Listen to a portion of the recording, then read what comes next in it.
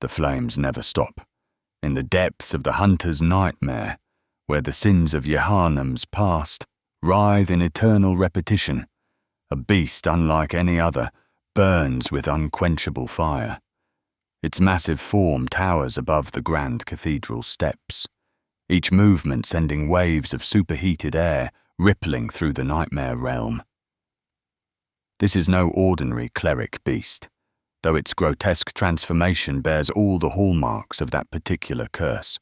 Elongated limbs, bestial features twisted into a mockery of ecclesiastical authority.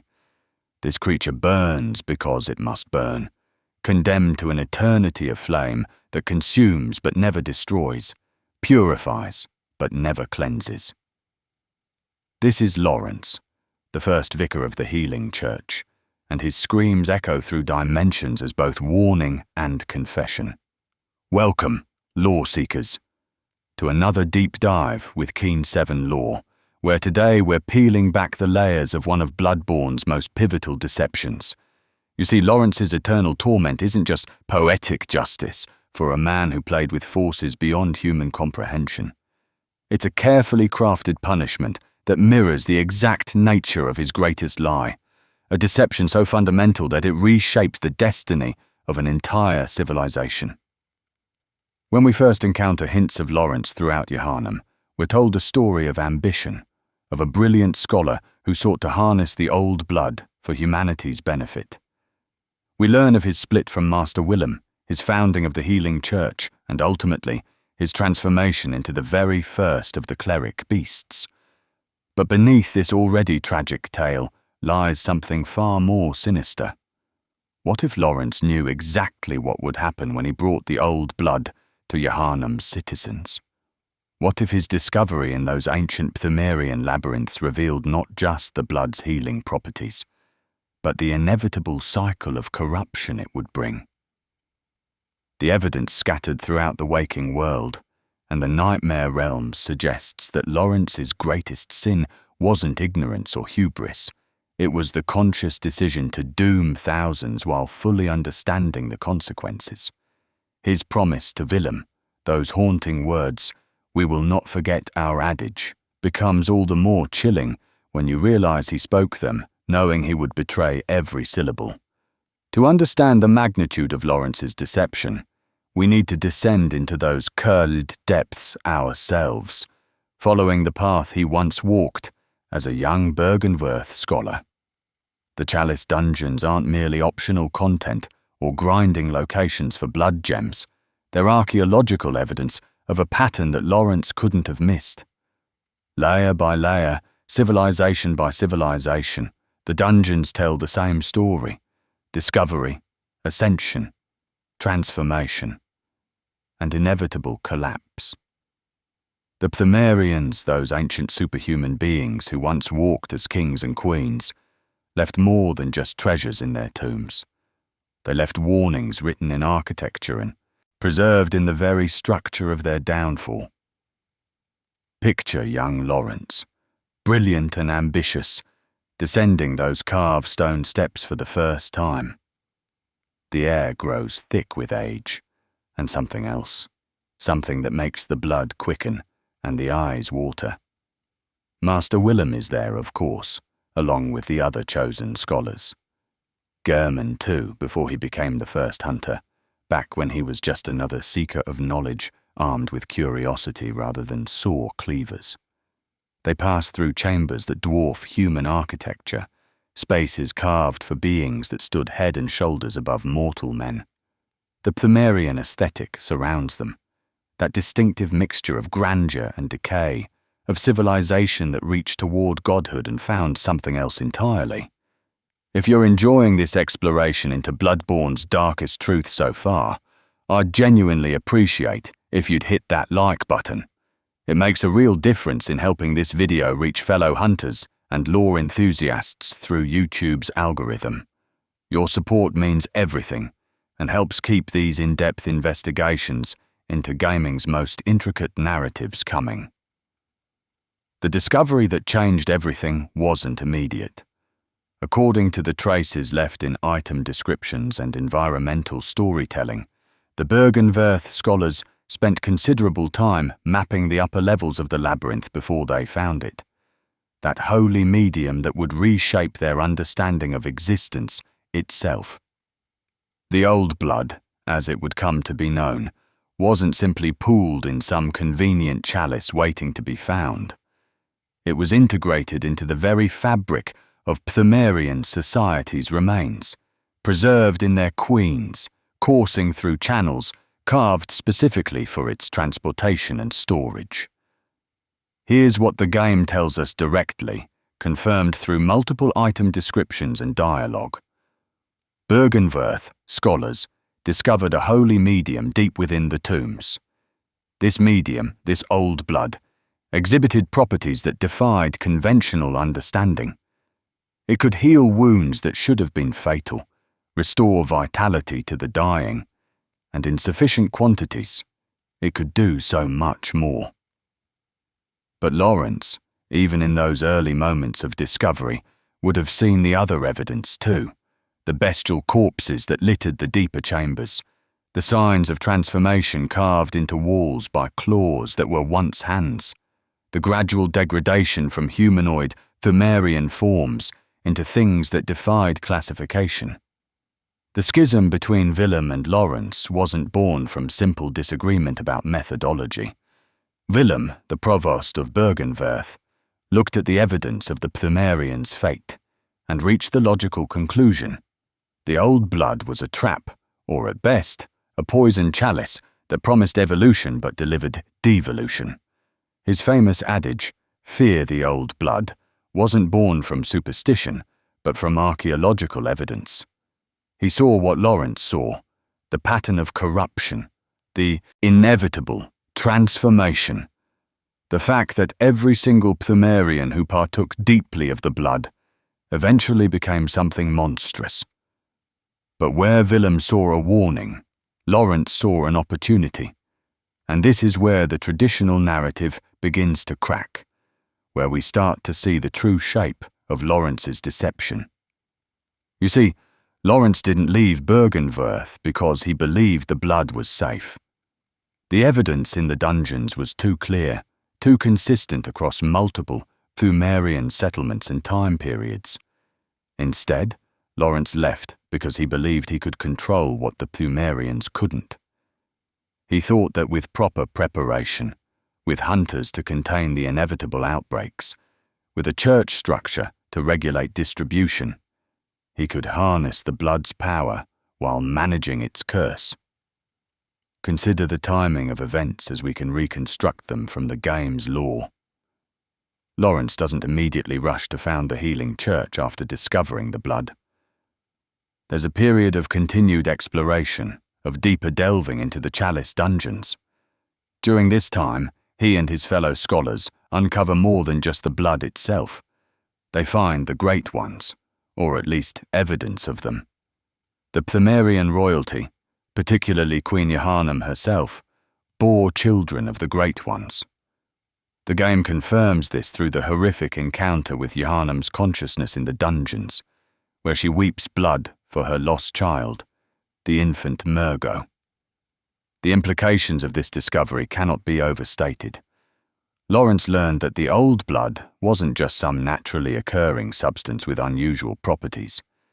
It was fundamentally connected to beings that existed outside human understanding, entities whose very existence warped reality around them.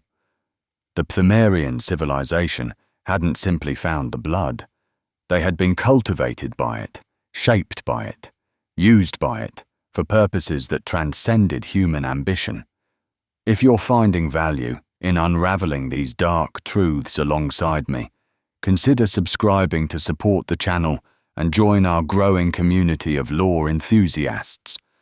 Your support truly makes these deep investigations into gaming's most complex narratives possible. And there's so much more to explore in the worlds we love. Let's talk about what Laurence actually found in those deepest chambers, the discoveries that would have made clear the full scope of what he was dealing with. The Pthumerian labyrinths weren't just ruins, They were a record of systematic experimentation with transcendence. Each layer, deeper, revealed more extreme attempts to commune with the Great Ones, to birth their children, to achieve metamorphosis through blood ministration. The architecture itself tells this story, growing more alien and incomprehensible the deeper one travels, as if the very stones were infected by proximity to cosmic truth. The Pthumerian queens, those few who achieved the closest thing to success in this endeavour, paid a price that Laurence would have observed firsthand.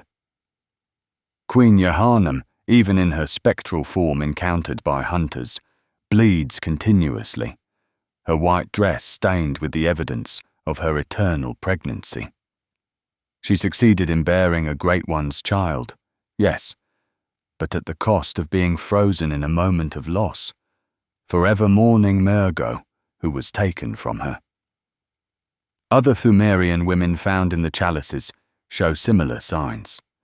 Swollen with grotesque pregnancies, transformed into breeding vessels for things that should not be.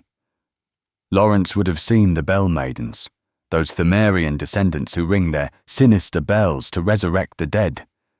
He would have encountered the Watchers, driven mad by eons of guarding secrets they no longer understood.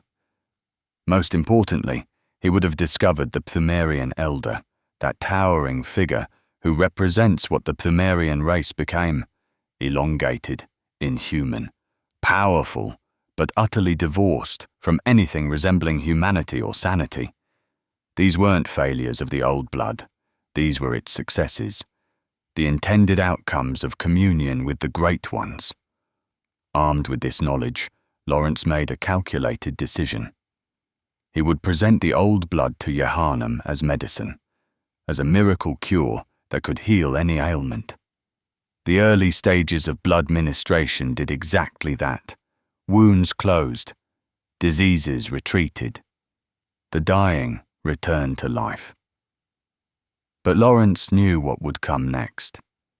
He had seen the progression in the Pthumerian ruins, mapped out in corpses and carved into walls by claws.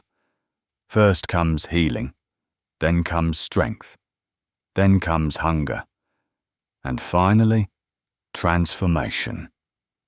This is why the founding of the Healing Church coincided so closely with the establishment of the Hunters. It wasn't a reactive measure to an unexpected outbreak of beasts. It was a predetermined containment protocol. Gehrman, Laurence's compatriot from the Byrgenwerth days, was recruited not as an afterthought, but as an essential component of the plan. The workshop, with its weapons designed specifically to combat beasts, its understanding of fire and serration damage, its techniques for fighting creatures that were once human, all of this was established before the first citizen of Yharnam ever transformed. Think about the implications of this premeditation. Every person who came to the Healing Church seeking salvation from disease, every parent who brought their sick child for blood ministration, every desperate soul who saw the church's white, garbed saints as saviors. They were all unknowing participants in an experiment Laurence had already seen fail. He knew that a percentage would become beasts. He knew that the hunters would have to kill them. He knew that eventually, even the hunters themselves would succumb, and that the clergy, who received the most potent blood, would transform into the most hideous beasts of all. The game provides evidence of this foreknowledge in the very structure of Yharnam itself.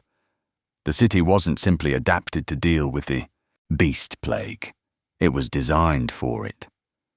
The bridges that could be raised to isolate districts, the incense that could ward off beasts, the architectural choices that funneled transformed citizens into kill zones. These weren't reactive measures, but planned infrastructure. Cathedral Ward, the heart of the Healing Church's power, sits like a fortress designed to weather a siege from within. But why?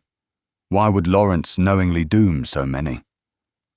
The answer lies in what else he discovered in those Pthumerian depths. The possibility of true transcendence.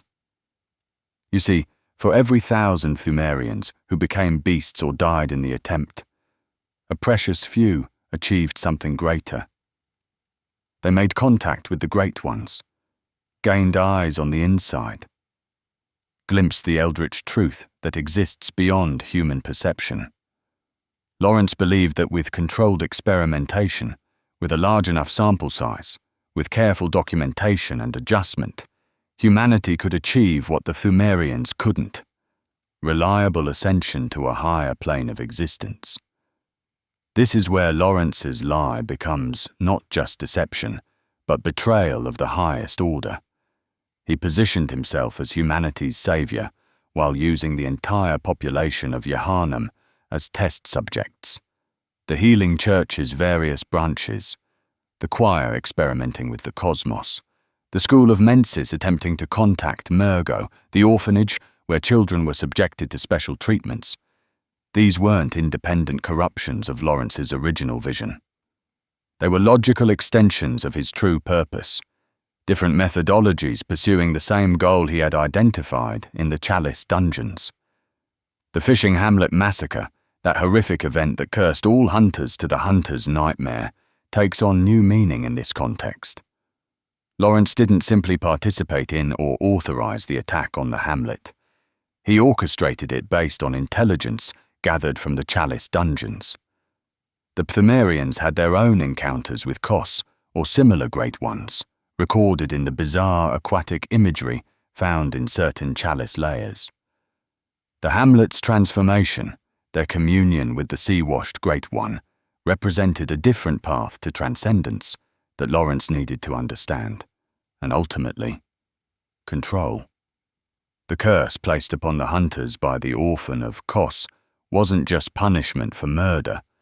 It was a cosmic response to Laurence's specific sin of knowledge. He knew what the Great Ones were, knew what contact with them meant, and still chose to violate the hamlet. The villagers' prayer, "Curse the fiends, their children too, and their children's children forevermore," specifically targeted those who killed with full understanding of what they were destroying. This is why Laurence burns eternally, while other hunters merely wander the nightmare. His punishment fits his crime. He who used knowledge of the divine to commit atrocity is forever consumed by unquenchable fire, experiencing the purification he denied others. Let's examine the specific nature of Laurence's transformation, because even in his bestial form, the game provides clues about his true sin. Laurence didn't just become a cleric beast. He became the first cleric beast, the prototype for all who would follow. His transformation was special, unique, fundamentally different from the random citizens who became beasts through blood ministration. The game tells us that clerics who received the most refined and potent old blood transformed into the most hideous beasts. But Laurence's transformation exceeded even this, becoming something that burns eternally without being consumed. The fire that engulfs Laurence in the hunter's nightmare has multiple symbolic meanings, each pointing to a different aspect of his deception. First, there's the connection to old Yharnam's burning, that horrific decision to incinerate an entire district to contain a beast plague outbreak.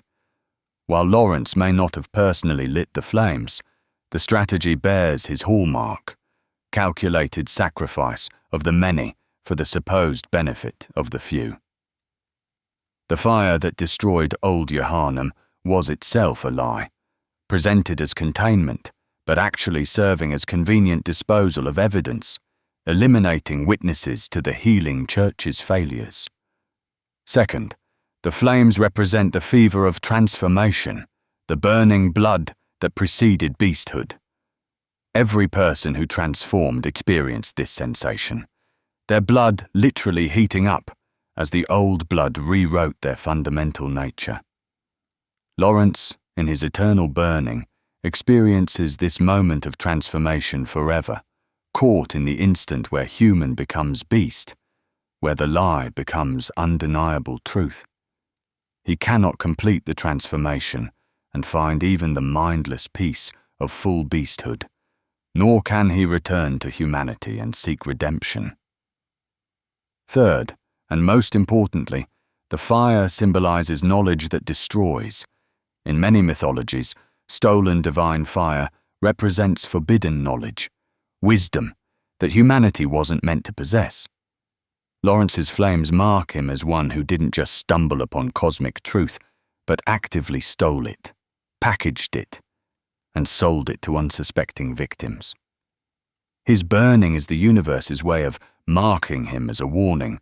This is what happens to those who weaponize transcendent knowledge for personal gain. The skull of Laurence, found in the grand cathedral of the Hunter's Nightmare, provides our most direct link to his thoughts and intentions. When we examine it, we don't just see an object, but experience a memory. Laurence's final human moments, his last conversation with Master Willem. The dialogue is brief, but loaded with meaning. "We will not forget our adage," Laurence promises, to which Willem responds, "We are born of the blood, made men by the blood, undone by the blood." And then, after Laurence has left, Willem's final desperate plea, "Fear the old blood, Laurence. By the gods fear it." This exchange gains new meaning when we understand that both men had seen the same evidence in the Chalice dungeons. Willem's fear wasn't abstract or philosophical. It was based on concrete observation of what the blood did to the Pthumerians. Laurence's promise to remember the adage wasn't sincere. It was the kind of reassurance you give when you've already decided to ignore someone's advice. He spoke those words while fully intending to do exactly what Willem feared most. Consider how meticulously Laurence must have planned his deception. The healing church's rise to power didn't happen overnight. It required careful cultivation of public trust, strategic demonstrations of the blood's healing properties, and the gradual establishment of church authority over Yharnam's civic institutions. Laurence presented himself as a benevolent leader, a scholar-turned-saint who had brought divine healing to the masses. Behind closed doors, he was documenting transformation rates, calculating acceptable losses, and preparing contingency plans for when the beast scourge inevitably emerged. The various factions within the healing church, often presented as corruption or splintering of Laurence's original vision, were actually part of his design from the beginning. The choir, with their attempts to commune with the cosmos, pursued the astronomical approach to transcendence that Laurence had observed in certain Pthumerian structures. The school of Mensis, with their brutal attempts to contact Mergo, followed the reproductive path that Queen Yharnam had taken. Even the hunters, seemingly opposed to the church's goals, served Laurence's purpose by containing the failures while the experiments continued. This compartmentalization of knowledge was perhaps Laurence's most insidious strategy. Each group knew only their piece of the puzzle, believed they were working toward their own goals, never realizing they were all components in Laurence's grand experiment. The choir thought they were pursuing academic enlightenment. The school of Mensis believed they were achieving their own twisted transcendence. The hunters assumed they were protecting humanity. Only Laurence knew how all the pieces fit together, how each group's activities provided data for the next iteration of his experiment. The blood ministration process itself reveals the depth of Laurence's calculation. The healing church didn't simply distribute blood randomly. They created a careful hierarchy of blood quality and access. Common citizens received diluted blood, enough to heal, but slow to transform. Church servants got purer doses, accelerating their eventual transformation, but also increasing their utility in the meantime. Clerics received the most potent blood, knowing full well that they would become the most powerful and dangerous beasts. This wasn't poor planning or gradual corruption. It was deliberate experimental design, creating multiple test groups with controlled variables. Even the church's recruitment practices align with this interpretation. They specifically sought out those with particular qualities: scholarly aptitude, physical prowess, specific bloodlines that might trace back to Pthumerian heritage. The orphanage of the Healing Church, where children were raised and educated by the church, wasn't charity, but selective breeding and indoctrination. These children, isolated from outside influence and raised on carefully controlled blood doses, represented Laurence's attempt to create a generation more susceptible to successful transcendence. The research hall, that horrific laboratory where patients were transformed into living experiments, wasn't a later corruption, but an original component of Laurence's plan. The patients there, their heads swollen with eyes, their bodies twisted into forms that defied nature, were following a path Laurence had seen in the Chalice dungeons. The Pthumerians had their own research facilities, their own test subjects, their own failures preserved in the depths. Laurence simply recreated their methods with better documentation and more systematic approach. But here's where Laurence's plan reveals its fundamental flaw, the mistake that doomed him to eternal burning. He believed that knowledge and preparation could overcome the cosmic forces at play. He thought that by understanding the pattern of corruption, he could break it or control it. What he failed to grasp, or perhaps refused to accept, was that the Great Ones operated on principles that transcended human logic or planning. The old blood wasn't just a tool or resource. It was a living connection to entities whose thoughts and desires existed outside conventional reality. The Great Ones, as we learned throughout Bloodborne, are sympathetic in spirit. They answer when called, but their answers rarely align with human intentions or understanding. Laurence called to them through the blood, through the chalices, through the systematic sacrifice of Yharnam's population, and they answered. But their answer was the perpetuation of the cycle he sought to break. Every attempt to transcend through the blood simply added another layer to the Chalice dungeons, another failed civilization stacked atop the Pthumerians' ruins. This is the ultimate irony of Laurence's deception. In trying to use the Pthumerians' failure as a roadmap to success, he simply repeated their exact journey with minor variations. The Healing Church became to Yharnam what the Pthumerian nobility had been to their civilization.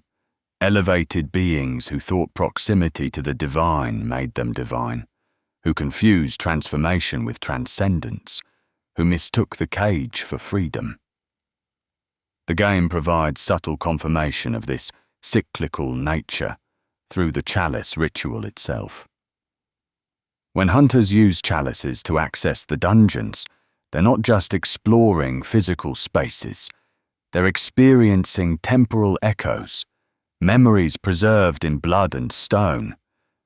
The fact that Pthumerian enemies respawn, that the dungeons reshape themselves, that the same bosses can be fought again and again, this isn't mere gameplay convenience, but a representation of the eternal recurrence Laurence trapped himself within. His story, Yharnam's story, the Pthumerian story. They're all the same story, told with different names and faces, but identical outcomes. The presence of Queen Yharnam in multiple locations. The dungeons, Murgo's loft, even briefly in the streets of Yharnam during the Blood Moon, suggest that the boundaries between past and present, between Pthumerian history and Yharnam's future, have been dissolved by the old blood's influence. Laurence, in his hubris, thought he was writing a new chapter. Instead, he was simply reading from a script written eons before, playing a role that countless others had played before him. This brings us to the relationship between Laurence and the Moon Presence, that supreme Great One who governs the hunter's dream. While the game doesn't explicitly connect them, evidence suggests that Laurence's activities in the Chalice dungeons may have first attracted this entity's attention. The Moon Presence feeds on blood echoes, the spiritual residue of death and transformation. Laurence's plan, with its systematic creation of beasts and hunters, its endless cycle of transformation and slaughter, would have been an irresistible feast for such a being. The hunter's dream itself might be Laurence's most lasting and damaging legacy. Created through his association with Gehrman and the moon presence, the dream ensures that the hunt never truly ends. Hunters are reborn, beasts respawn, and the cycle continues indefinitely. Even in seeking to create a solution to the beast plague he knew was coming, Laurence created a system that perpetuated it eternally. The dream, like everything else Laurence touched, was a lie. It promised salvation through hunting, but delivered only endless repetition of violence.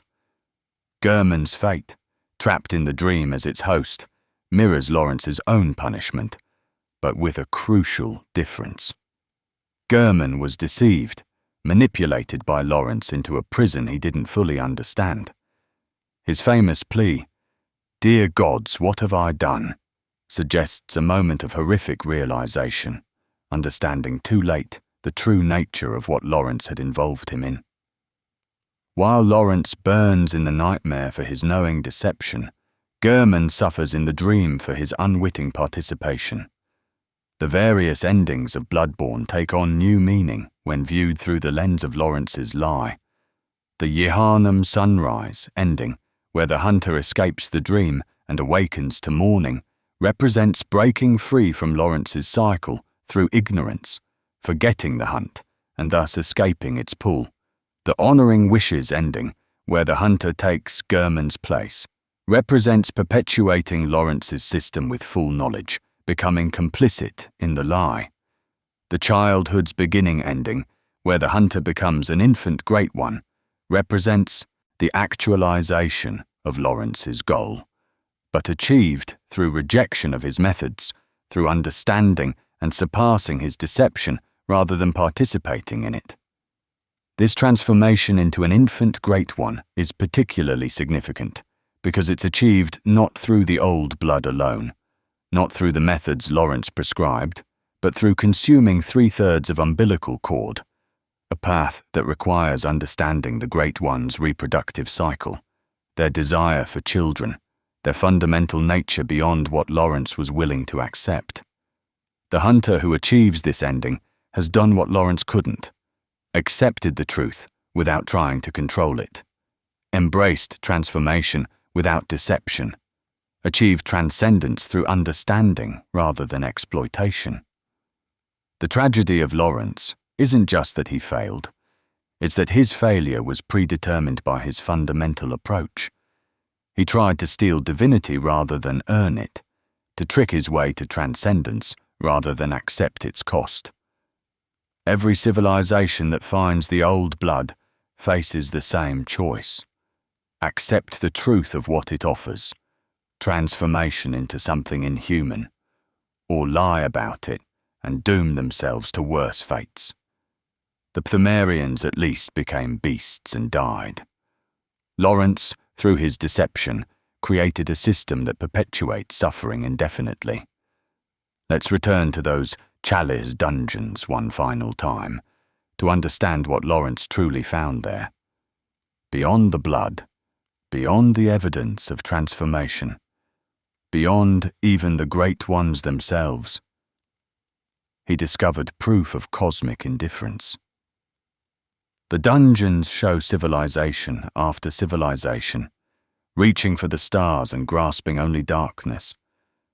They reveal that the great ones don't care about human ambition, don't reward human sacrifice, don't acknowledge human suffering except as curiosity or food. Laurence saw this truth and couldn't accept it. Instead of warning humanity that transcendence meant abandoning humanity entirely, he sold them a lie of elevation with retention of self. The bell maidens in the dungeons, ringing their sinister bells to resurrect the dead, might represent Laurence's ultimate fear and ultimate fate, to become an automaton of purpose, endlessly repeating actions whose meaning has been long forgotten. These Pthumerian women continue their ritual resurrection of the dead, not because they remember why it matters, but because it's all they know how to do. Laurence, in his burning beast form, attacks hunters not out of malice, but out of muscle memory, playing out his role in a drama whose script he wrote, but whose ending he never controlled. The various chalices themselves, Pthumeru, Laurence, Is, and others, each represent different approaches to transcendence, different civilizations' attempts to reach the great ones. Laurence would have studied them all, seen how each culture's specific attempts led to specific forms of failure. Laurence, with its dark beasts and electrical transformation, showed what happened when the blood was combined with certain cosmic influences. Is, with its alien architecture and celestial connections, revealed the choir's eventual fate. Pthumeru, the most extensive and documented, provided the clearest warning that Laurence chose to ignore. The bloodletting beast, that massive creature found in the deepest chalices, might be the most damning evidence of Laurence's knowledge and choice. This beast, sometimes headless, sometimes containing a parasitic worm, represents the ultimate evolution of blood ministration, not transcendence, but degradation into a mindless vessel for parasites. The fact that Laurence's own transformed head can appear on this beast in certain encounters suggests he knew this was a possible fate, yet proceeded anyway. He gambled an entire city's humanity on the slim chance of achieving what no civilization before had managed.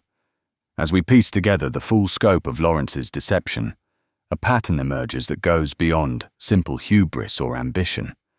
This was a man who understood the cosmic horror of existence, that humanity is insignificant, that the gods are indifferent, that transcendence means ceasing to be human, and chose to reject that truth. Rather than accept humanity's place in the cosmos, he tried to cheat the system. Rather than warn others of what he'd learned, he used their ignorance as currency to fund his impossible dream. The name Healing Church itself becomes a bitter irony. Churches traditionally offer spiritual healing, comfort for the soul, acceptance of human limitation in the face of the divine. Laurence's church offered physical healing that corrupted the soul, comfort that led to transformation, and the false promise that human limitation could be overcome without losing humanity itself. Every prayer offered in the Grand Cathedral, every plea for salvation through blood ministration, was directed at a god Laurence had invented, a benevolent deity that wanted humanity to ascend. The real gods, the great ones, wanted nothing so comforting or comprehensible. This is why the Healing Church's architecture increasingly resembles the Pthumerian structures. The deeper one goes into its authority. The Grand Cathedral, built over the entrance to the old labyrinth, doesn't just metaphorically stand on the bones of the old civilization. It literally does. Laurence built his lie on top of the truth, used the evidence of his deception as the foundation for his power.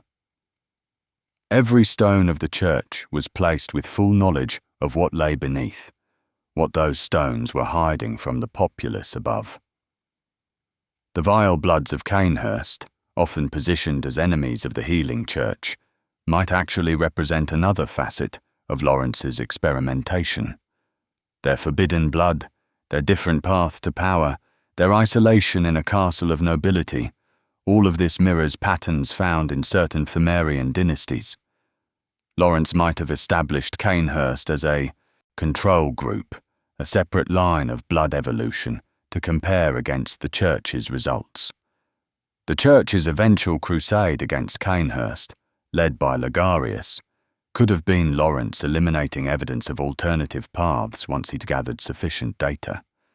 Even the humble blood vials that hunters use throughout their journey are evidence of Laurence's systematic approach. These aren't random medical supplies, but carefully calibrated doses, refined through generations of experimentation to provide maximum healing with supposedly minimal transformation risk. But even these carry the lie. Each use furthers the hunter's connection to the old blood, Each healing pushes them closer to beasthood.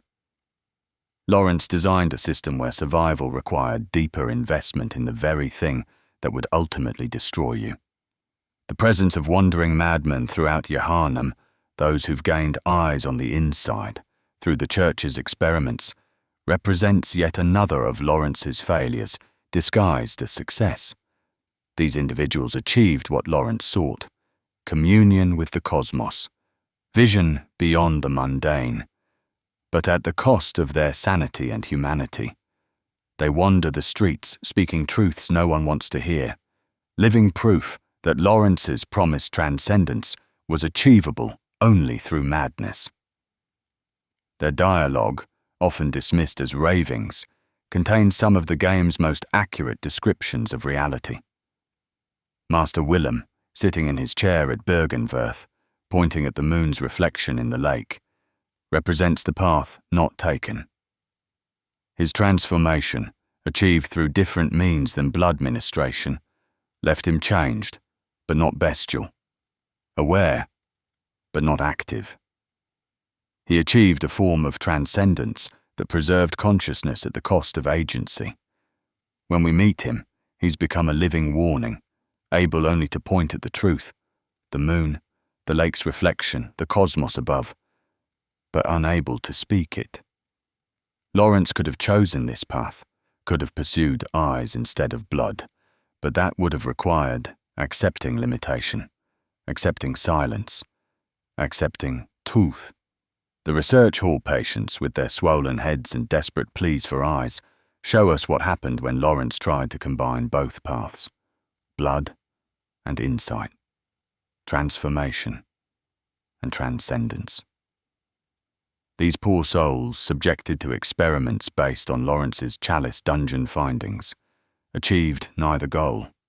They gained eyes, but not vision, transformation, but not power, existing in a liminal space between human and Great One that satisfied neither nature. Their eternal suffering in the research hall, that clock tower of failed ambition, stands as monument to Laurence's refusal to choose one truth over another. Lady Maria, Gehrman's apprentice and one of the old hunters, represents perhaps the only character who fully understood and rejected Laurence's deception while it was happening. Her suicide, her refusal to continue participating in the hunt, her guardianship of the research hall's secrets, all of this suggests someone who saw through the lie but felt powerless to stop it. Her presence in the hunter's nightmare, fighting to keep others from discovering the Hamlet's secrets, isn't about protecting Laurence's reputation, but about preventing others from following his path. The orphan of Kos, that thing born from a murdered Great One, might be the most direct divine response to Laurence's actions. This creature, trapped in eternal birth and eternal rage, represents what Laurence's plan would create: gods born from violence, transcendence, achieved through atrocity. The orphan's scream, which creates the hunter's nightmare itself, is the universe's judgment on Laurence's methods. Every hunter pulled into the nightmare, forced to relive their sins eternally. Is there because of the precedent Laurence set? As we near the end of this dark journey through Laurence's deceptions, it's worth considering what Bloodborne is really telling us through his story. This isn't just about one man's hubris or one city's fall. It's about the danger of knowledge without wisdom, power without responsibility, ambition without acceptance. Laurence represents every leader who's hidden truth for the greater good, every scientist who's proceeded with dangerous experiments because the potential benefits outweighed the risks, every person who's believed they could outsmart fundamental reality. The game forces us to confront uncomfortable questions through Laurence's story. If you knew that a medicine could cure disease but would eventually transform patients into monsters, would you distribute it? If you discovered proof that gods existed but were indifferent to human suffering, would you share that knowledge? If you found a path to transcendence, that required abandoning everything that makes us human, would you take it? Laurence answered yes to all of these questions, and Bloodborne shows us the consequences of those choices. The fact that players must literally walk in Laurence's footsteps, descending into the Chalice dungeons, using the old blood, participating in the hunt, creates a complicity that goes beyond simple gameplay. We become part of Laurence's system, perpetuating his lie even as we uncover it. Every boss we defeat, every blood echo we collect, every level we gain through blood ministration makes us more like Laurence, more willing to sacrifice others for our own advancement. The game doesn't judge us for this. It simply shows us what we've become. This is the genius of Bloodborne's narrative structure. It doesn't tell us Laurence was evil. It shows us how easy it is to make his choices. When faced with the old blood's power, with the promise of healing and strength, how many players hesitate? When confronted with beasts that were once human, how many show mercy? We condemn Laurence while following his exact path, using his methods, perpetuating his cycle. The game makes us complicit in the very deception we're uncovering. But there's hope hidden in this darkness, a path forward that Laurence couldn't or wouldn't see. The game offers us choices he never made: to refuse Gehrman's offer, to consume the umbilical cords, to face the moon presence directly. These options exist because we have something Laurence lacked: the complete picture. We can see the full scope of his failure, learn from his mistakes, choose differently. Where Laurence hid the truth, we can seek it. Where he deceived others, we can be honest. Where he tried to control transcendence, we can accept it. The true tragedy of Laurence is that he was so close to understanding. He had all the pieces, the knowledge of the great ones, the evidence of past failures, the warnings of his mentor, the trust of his companions. If he had simply shared what he knew, if he had been honest about the old blood's nature and let humanity make an informed choice, perhaps the outcome would have been different. Perhaps some would have chosen transformation willingly, achieved transcendence through acceptance rather than deception. Perhaps the cycle could have been broken through truth rather than perpetuated through lies. Instead, Laurence burns forever in the hunter's nightmare, a living symbol of knowledge misused, power abused, trust betrayed. His screams echo through dimensions not as warning, but as confession, each cry an admission of guilt that no one alive can properly hear or understand. The hunters who face him in the nightmare aren't granting him mercy, but participating in his punishment, forcing him to relive his transformation and defeat endlessly. The very cycle he imposed on others, now imposed on him. When we finally defeat Laurence in the hunter's nightmare, we don't get resolution or redemption. His human skull, that artifact of his last moments of humanity, allows us to witness his final conversation with Willem, but offers no absolution. There's no forgiveness for Laurence, no understanding, no peace. He remains what he made himself, a beast wearing the trappings of religious authority, a monster that was once a man who thought he could become a god. As we reach the conclusion of this exploration into one of Hakaming's darkest deceptions, I want to thank you for joining me on this journey through the blood-soaked truth of Yharnam's history. Laurence's story reminds us that the most dangerous lies are those we tell ourselves, that the most horrific monsters are those who choose to become monstrous, that the greatest betrayals come from those we trust most. His legacy lives on not just in Bloodborne's world, but in every game, every story, every moment where we must choose between comfortable lies and uncomfortable truths. If this deep dive into Bloodborne's lore has given you new perspective on the game's narrative, I genuinely appreciate your support through subscribing to the channel. Keen 7 Law exists to uncover these hidden truths, to explore the depths that casual playthroughs might miss, to give voice to the stories games tell through implication and environmental design. Your subscription helps ensure these investigations continue, that we can keep pulling back the veil on gaming's most intricate and meaningful narratives. Remember, as you return to your own hunts through Yharnam's streets, that every blood vial you use carries Laurence's lie. Every beast you slay was once someone who trusted his promises. Every chalice you descend into holds warnings he chose to ignore. But remember too that you have something he never had. The choice to face truth honestly, to accept transformation without deception, to break the cycle he started. The old blood offers power, yes, but knowledge offers something greater. The ability to choose with full understanding of the consequences. Until next time, fellow law seekers, may you find your worth in the waking world, and may your eyes open to truths that Laurence died trying to hide. This has been Keen 7 Law, where the deepest secrets of gaming await discovery by those brave enough to seek them. Fear the old blood, yes, but fear more the lies told about it by those who would use your ignorance as stepping stones to their own impossible ambitions.